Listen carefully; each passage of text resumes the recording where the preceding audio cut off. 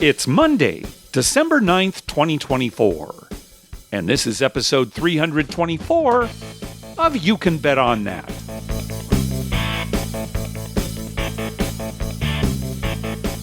Hi, everybody. Welcome to You Can Bet On That, a podcast for the recreational gambler. I'm Mark Duvall. And I'm Dr. Mike. Dr. Mike, how are things over there in Minnesota? Cold. Yeah.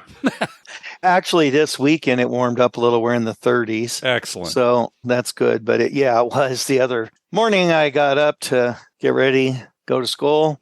-4. -17 with the wind. Uh-huh. So, yeah, it's been a little chilly. But, don't spend any time outside anyway. High 70s here. High 70s. So I will be spending some time outside.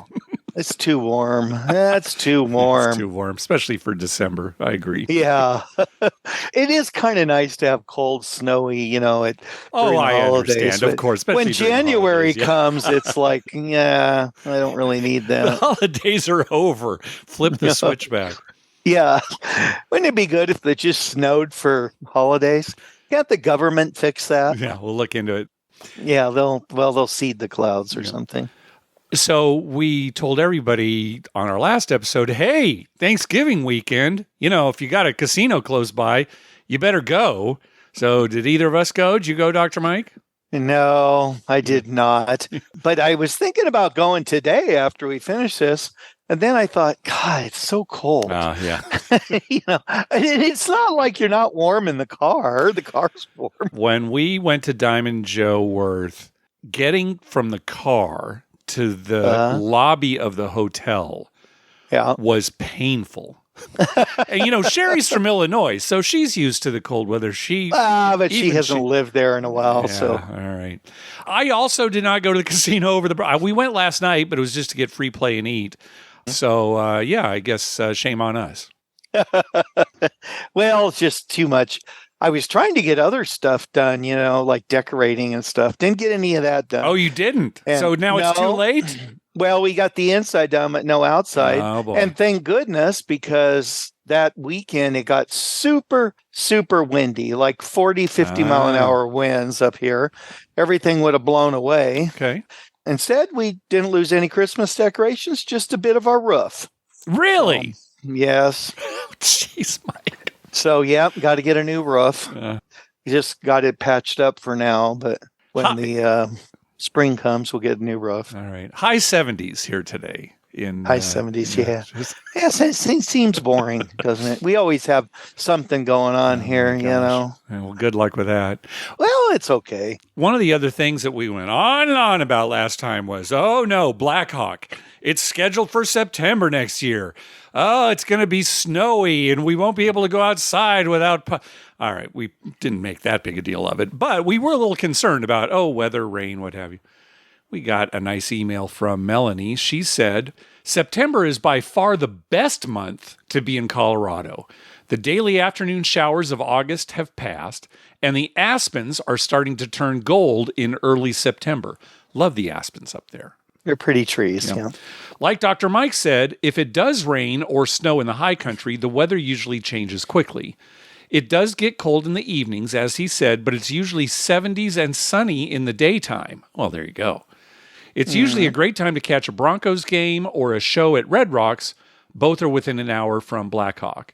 The small nearby mountain towns are usually hosting fun Oktoberfest events, and prices are lower in resort towns because it's their off-season. The nearby hiking and mountain biking trails are somewhat less busy, too. See you in September. So there we go, Mike.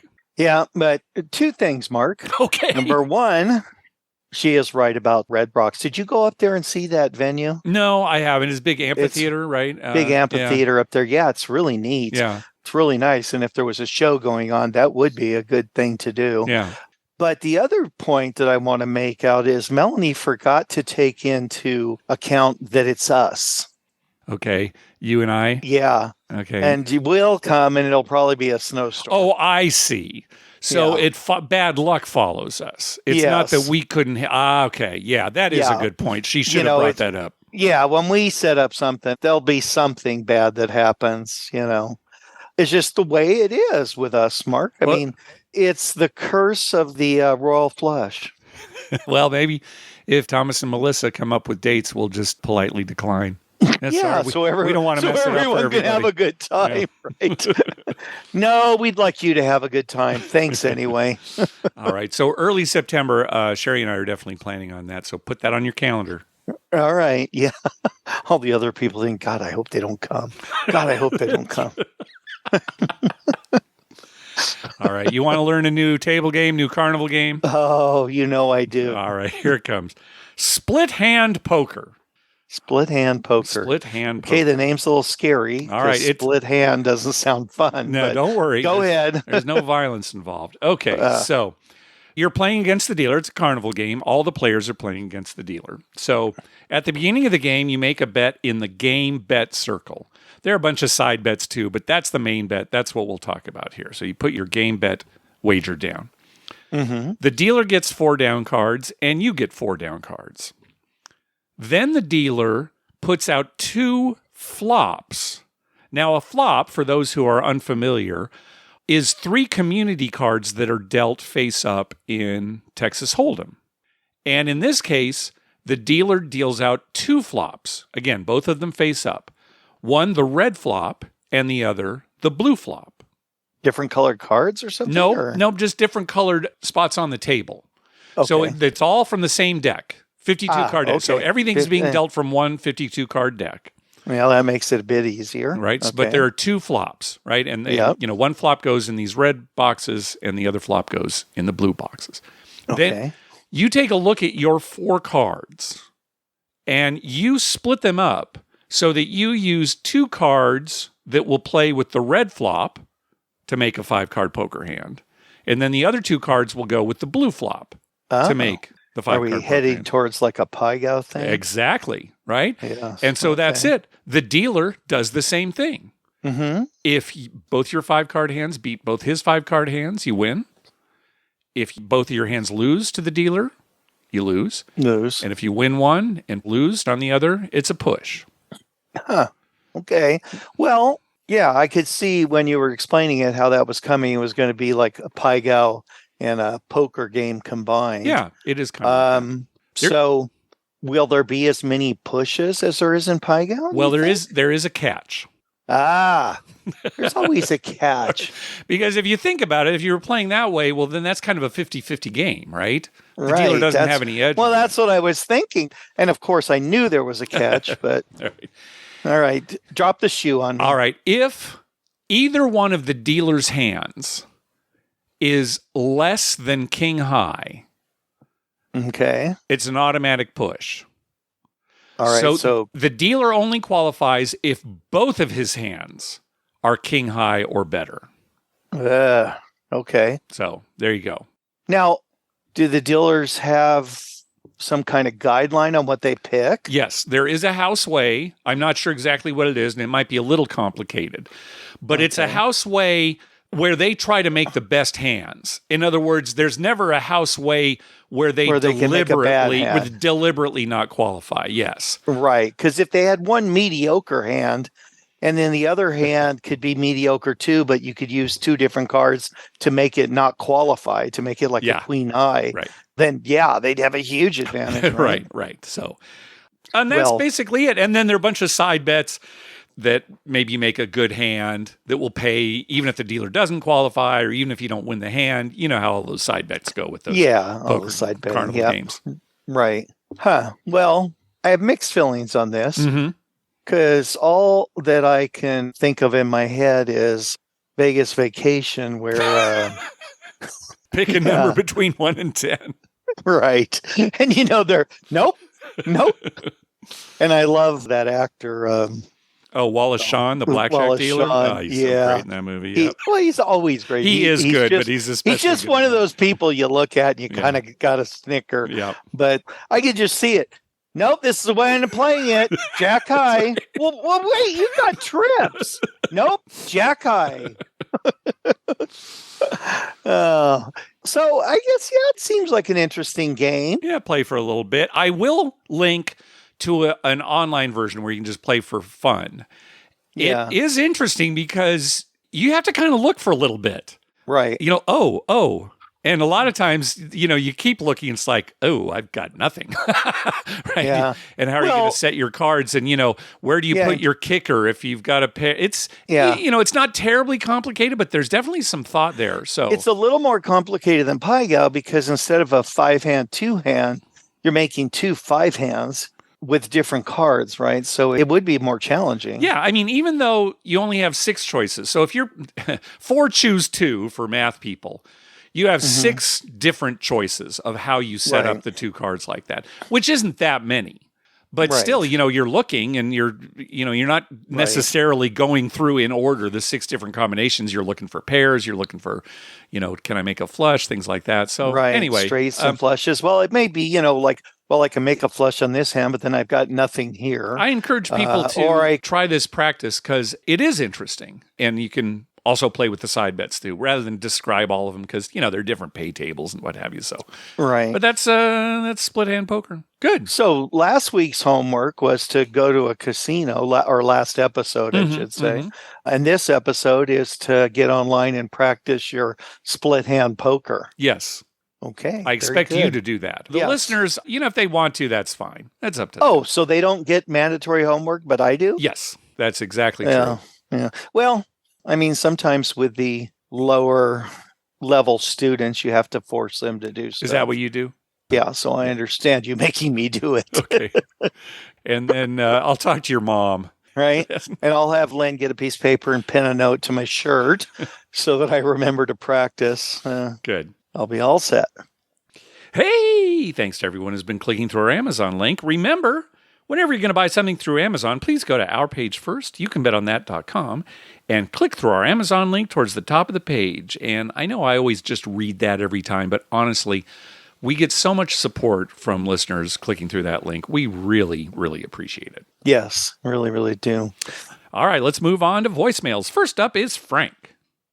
Hello, Mark and Dr. Mike. This is Frank from St. Louis. I'd like to tell you about an upcoming trip we have planned. If you go back to episode 196 of your great show, we did this in 2019 for our 60th birthdays. Now it's quickly our 65th birthdays. We're going to have a group of us starting about 7 a.m. on Monday, December 16th. We'll start at the Strat, 1 bet per casino. After the Strat, we're going to get breakfast at the lovely Aztec Inn Casino across the street, $5 breakfast. We're going to hit as many casinos as we can that day, probably somewhere 35 or so by foot. Dr. Mike, I heard your birthday is in February, and I will be 65 in February as well. Probably a good thing we didn't know each other at a younger age. But anyone who sees a group of people, 12 to 15 guys, anywhere from the ages of 22 to 70, feel free to join us that day, and I'll let you know how we did. Thanks for all your efforts on the show, and happy gambling. Thanks. Oh, man. Yeah, remember when they did it before? This is... Dr. Mike, you and I talk about things that we will no longer do as we get older, like pulling all-nighter or other things. This I could see doing as I get older. Yeah, I could do it as long as I had like one of those scooters. Yeah, get you a scooter. A scooter. I mean, I don't know if I could walk that far. I'd be exhausted. Yeah. But get a scooter, or maybe just one of those ancient Egyptian things where, the we carry you would sit in there. Yeah, and you guys carry me through the streets. Yeah. Can you imagine? Yeah. What people are driving by? Yeah, they're just on a casino crawl. Yeah. Now, see, you're bringing this up now. I don't even think it needs to be for a casino crawl. Maybe the next time there's a meetup, that's how you make your entrance. That's how you make my entrance. Bum, bum, bum, bum. Yeah. We'll have it at Caesar's Palace. Of course. We'll hire some of the actors there that, play Caesar and Cleopatra and Right. Wow, that's quite a that's not by the casino. That's just Dr. Mike coming in to play some craps. Who? Yeah. All right. Well, good luck, Frank. Let us know how that goes. Yeah, that sounds fun. If we had known Frank when we were younger, oh my gosh, yeah, we would have had quite an adventure in Vegas, I think. I think so too. All right, next call. Hey, Mark and Dr. Mike. It's Raymond here.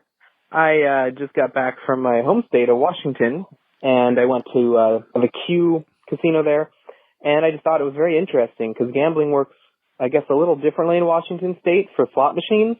It's all based on electronic scratch tickets from a central computer server, and then the slot machines simply just invent a pay to match what they're supposed to pay. So they just somehow come up with what spin or bonus feature will add up to whatever the scratch ticket you won was. And I just was blown away. But if you actually look at the game rules, it actually tells you on the last screen, every outcome is determined by an electronic scratch ticket. And I thought that was fascinating. But then what's even more fascinating is they have this new section of games that are all the hits, all the new games that came out in 2024 in Vegas, like Mo Mummy, Huff and More Puff, Frankenstein or whatever. And those ones, if you look in the game rules, those are bingo based. And I couldn't believe I was trying to understand how you can get bingo to generate such complicated outcomes. And I looked and it was like this, some of it seemed really convoluted. It was like, it's not really bingo. It's like the winner of the bingo game gets 1 credit. It's like whoop-de-doo. But most of the credit prizes were based on accumulating some score, and then there's a score table where every score corresponds to a prize, and there was literally quintillion rows of score tables. If you kept scrolling, the number went from 0, and then if you hit back, it was 10 digits long. Anyway, absolutely mind-boggling, very interesting if you actually look at the rules in those games and what they can do with bingo, apparently. The other thing was I played craps there, and I thought you'd find this interesting, the ever-changing rules on buy bets. Their rule is $50 is a $2 VIG, but $150 is a $8 VIG. They said once you get above $100, they start rounding up to make up for all the bets that people are making at $50 that they round down. So that was interesting. I was very happy that when I asked why, they told me. That was the explanation. I was very satisfied with it. There was no fuss. And I was like, oh, I guess that makes sense. It's interesting. But that's what they did. And then they also had something that really made me mad. All the prop bets were 30-4-1, 15-4-1. I was dumbfounded by how they squeezed out extra odds against you, where if you bet on a yo, it's 15-4-1, which is 14-1, which is just as bad as the any 7 bet. 16.6% house edge, just staring you in the face. I couldn't believe they did that. Have you seen that? 15-4-1 on a yo? It all started when I said I want to hop the Reds, and they were just very confused because they're like, it pays the same. And I'm like, no, it pays more. And then sure enough, it paid the same because they paid 15-4-1 on a hopping bet. And I was just like, well, I guess I'm never betting those again. On the plus side, it was a $5 minimum with 10x odds, and I had quite a good time betting 27 across and just pressing to infinity. Very fun. Anyway, that's all I got. Yeah. All right. Thanks, Raymond. Yep, Yeah, thanks. those lower payouts on prop bets have actually been around for a long time.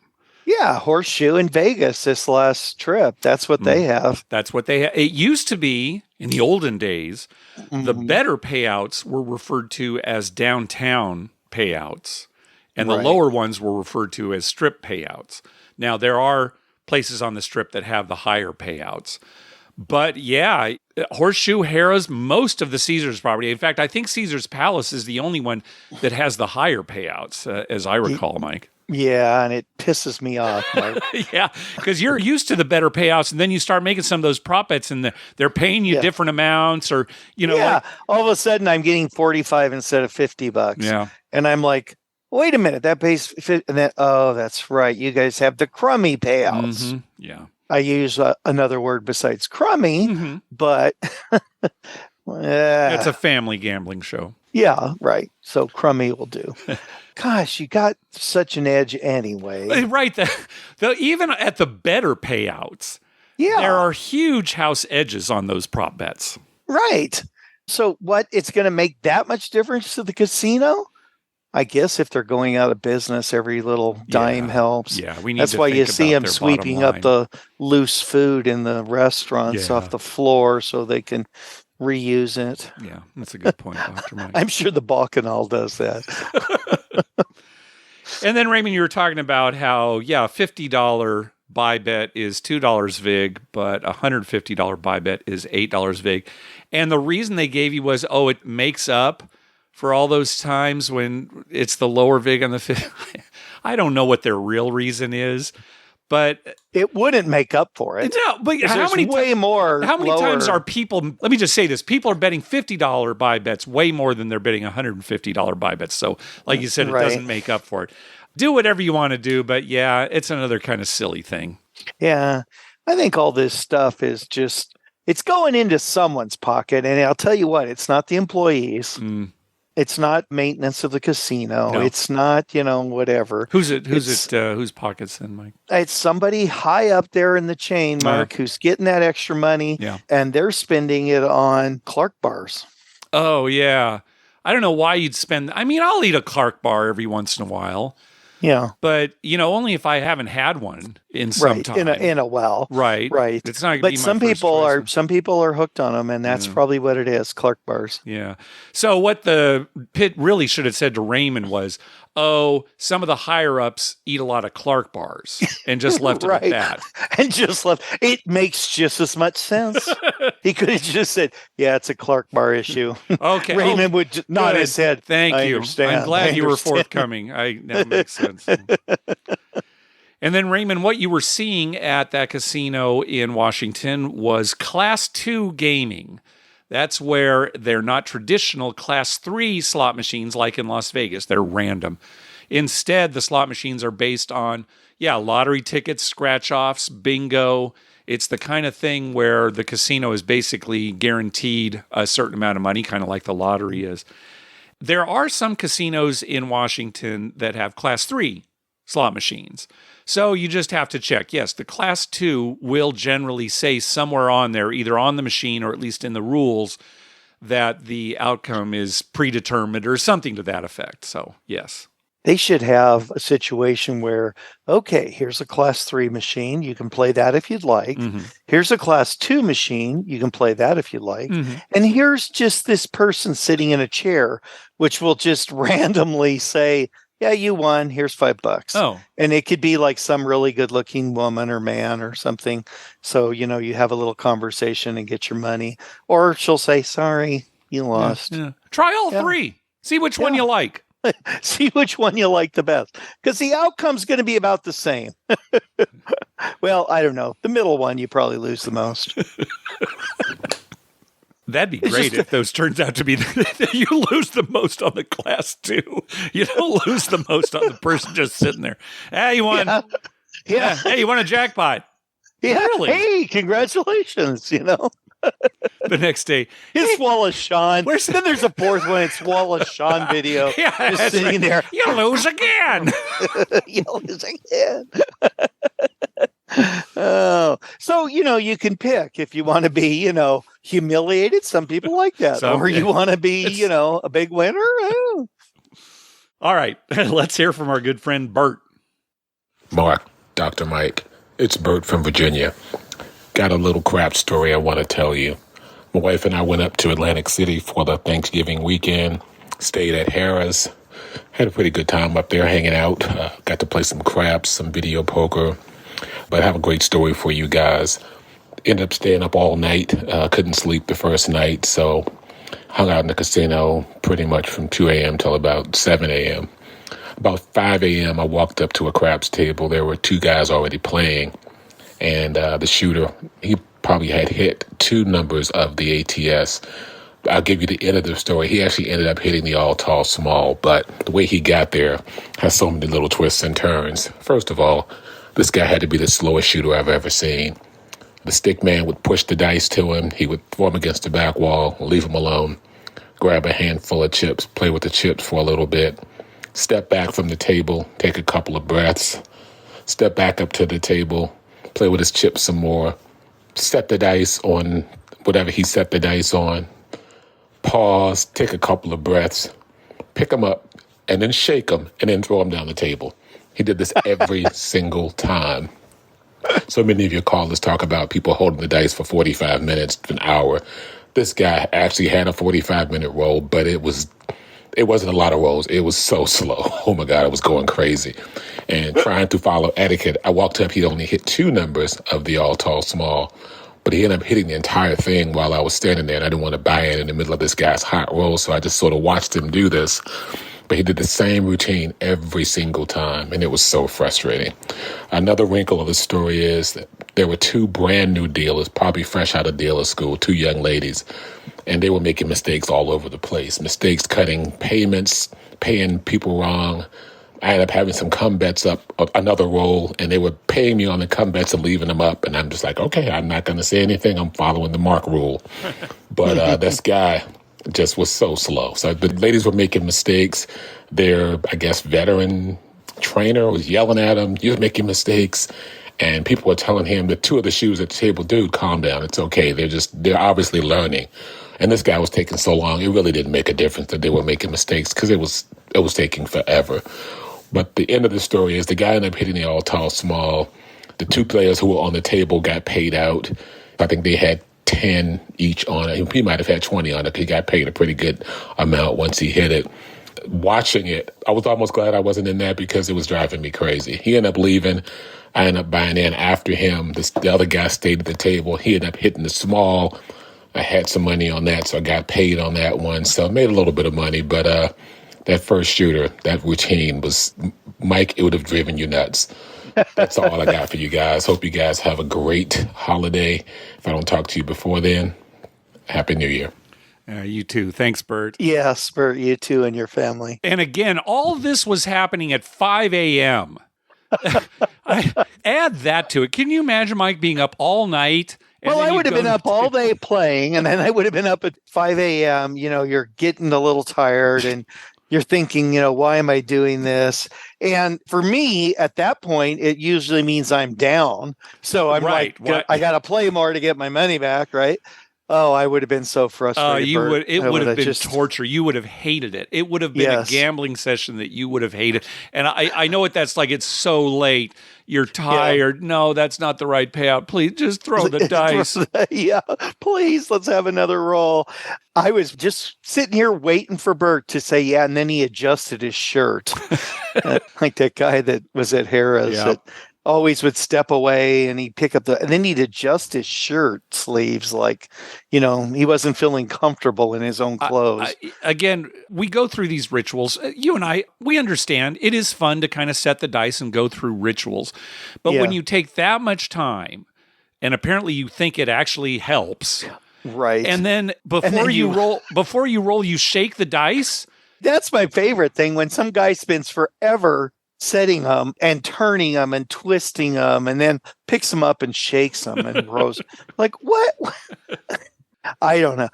Mark, that's why it's a great world because we have a lot of different people. Yeah, it's fun to talk about. Sometimes it's nice to see. I just wish people would act normally on a craps table. The rest of the world, I don't care. But craps table? Yeah, just act normal. And there's somebody listening to this who thinks, well, that's what I do at the craps table. It takes me about 2 minutes before I actually shoot. These guys are jerks.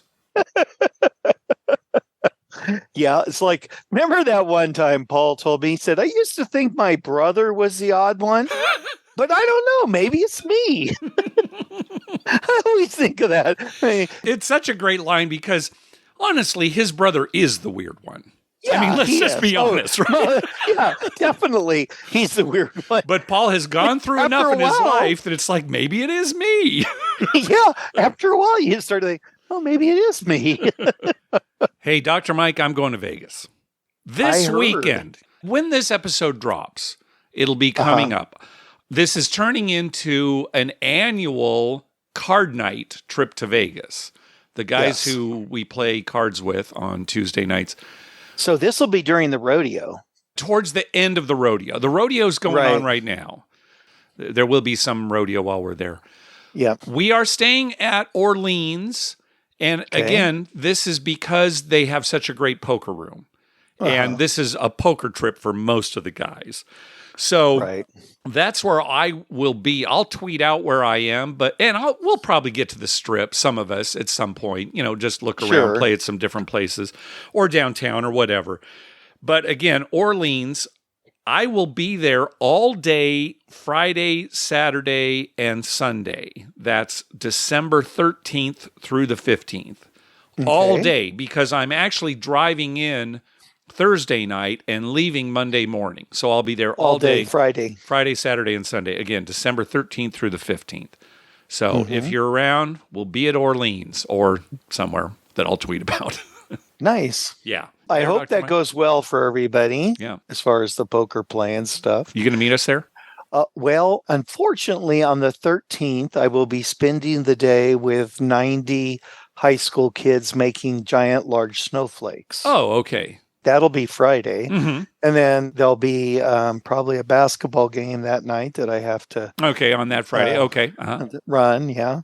And then the 14th, my oldest daughter comes home for Christmas. Right. And we have to drive up to Rochester and pick her up. Oh, okay, great. So I'll meet you on the 15th. Sunday, you'll have time to come. And Sunday, I'll be there.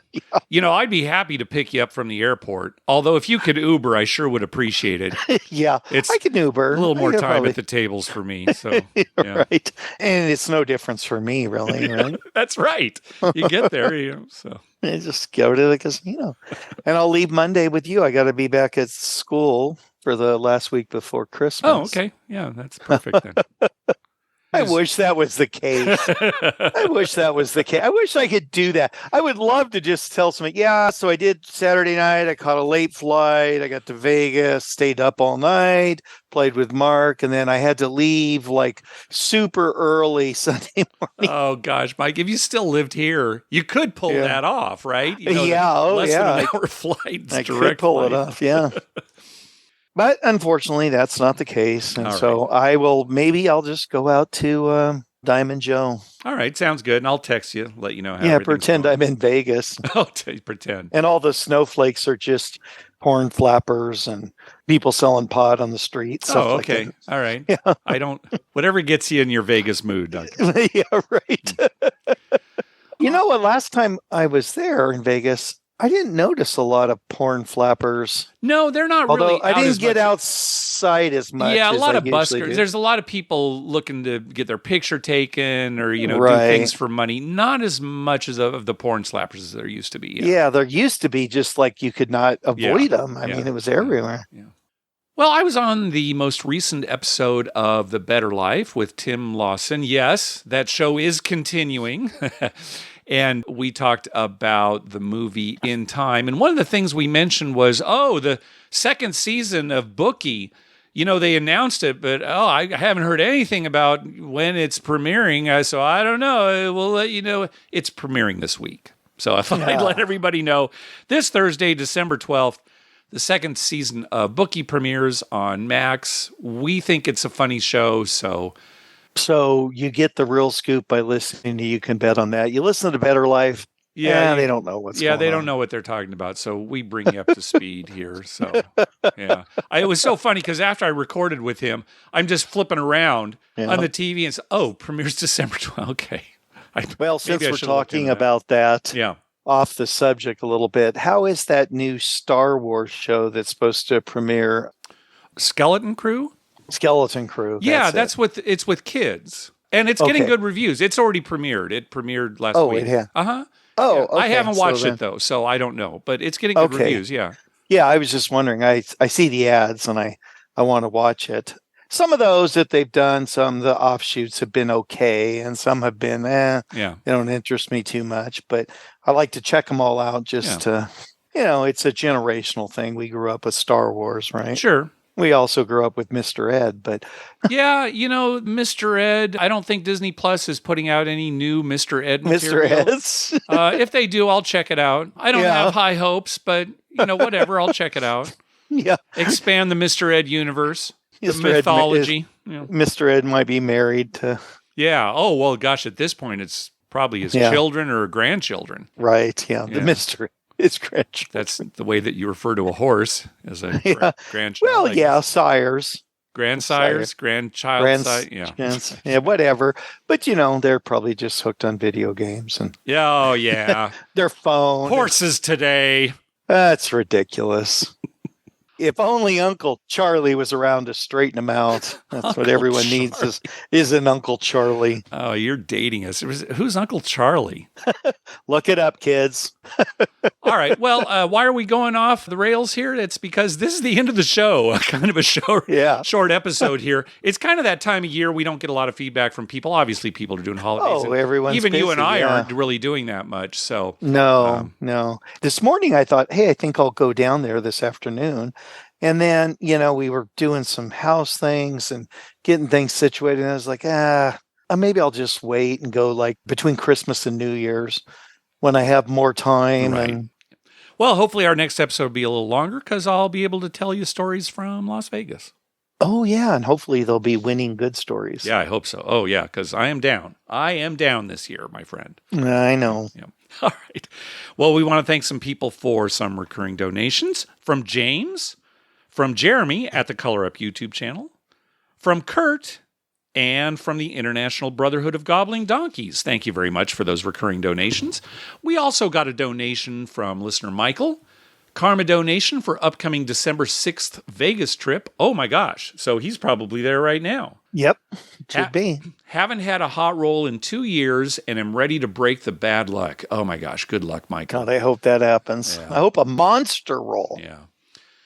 And we got a donation from our buddy Robin Aubin from NE Time Gambling. Thanks for the lessons, help, and camaraderie at the Fountain Blue. You guys are the best. Oh, well, we sure wish you'd been able to win in that session, Robin, because we were all up at one point and it was great. Mm-hmm. We were playing at kind of a high limit table. I'll post a link to an article he wrote at Anytime Gambling about playing as a low roller at a high table like that. Yeah, and we were doing well, and I thought, oh, this is going to be great. Yeah, because I like nothing better when somebody's a little low on funds or something to make a big comeback or something. I love that. Yeah. That's the best feeling. Even if it's not me, just seeing other people make this comeback, it just makes you feel good. All right. Let's finish this up. At the top of our webpage, you'll find a link to our store where you can buy You Can Bet on That merchandise. You can also find a list of all the gambling-related shows coming up on American television at youcanbetonthat.com/TV-listings. And we've got a list of gambling-related movies at youcanbetonthat.com/movies. We'd love to hear from you. Call our voicemail hotline at 951-292-4377. That's 9512-WAGERS. 9512-WAGERS. Or you can email us at youcanbetonthat@gmail.com. We're also on Twitter at youcanbetOnThat. And on Facebook at facebook.com/youcanbetonThat. All right, you got anything else for us, Mike? No, not really. I'm kind of excited about some of the bowl games coming up. And later today, there's a couple of good games at Oregon and Penn State I'm looking forward to. We'll see how good Oregon and Penn State are. Yeah. Because I've had my thoughts about both of them up and down. Oregon doesn't seem to want to lose, and Penn State, started off, they had one little rough patch. Don't go on and on about this, because when people hear this, the game's going to be way over. That's true, but they might want to know what I thought ahead of time. Oh, that's good. And then they can message Twitter. Say, well, what an idiot. Were you wrong? Yeah, I like to give some fodder for that. Yep. And I got one last thing to say, Mark. Okay. Since, we'll have another episode before Christmas, right? Oh, yeah. Yeah, but I'll say this anyway now. You know what I don't like? What? I don't like when somebody gives you a thing to put down your wish list. Like at work or something, like you're having a gifts exchange. Oh, yeah. And they'll, you never know really what to buy somebody, Yeah. And then they give you a piece of paper that says wish list. Yeah. Well, my wish list is for peace, happiness, the world to be kinder, nicer. It shouldn't say wish list. It should say, what do you want? Well, you could say the same thing about what do you want. It should be, what would you like as a gift from me for Secret Santa? Yeah, Please there be you specific. Go. Please be specific. It's the wording and keep that you it don't under like. $20. Yeah, it's the wording I don't like. So when I got one recently, said wish list, I put kindness, happiness, peace. All right. I'll see how that goes. So you're kind of a jerk. Well, not really. Because did it help them? Yeah, but did it help them? Was the intent? Underneath that, I wrote, just make a donation to a charity. It sounds like something I would have done, Mike. Answered it literally like that. Yeah. That doesn't sound like you. That sounds like my kind of. Well, but I did write underneath that instead of a gift, just make a donation to some charity that you're, all right. Well, you that's know, you nice. feel passionate about, because I don't need anything really, Yeah. you know, except a new roof. But Jeez. that's not going to be under $20. No, probably not. Maybe a tile. Yeah, maybe I just get one old piece of roof That's from what you somebody. Yeah, Gifts for me for the next 20 years. Everybody just get me one tile. one tile for my roof. I know enough people that probably 10 years I probably could have a new roof. And in the meantime, it's going to be cold in this house. All right. I think we've padded this episode as much as we can. could. Yeah. So, well, every once in a while, it's nice to listen to some nonsense. yeah. It takes the pressure off people listening. Yep. Yeah, I don't really have to concentrate on this. It's just stupid. Every 2 weeks, people get the opportunity. All right. Thanks for listening. All right.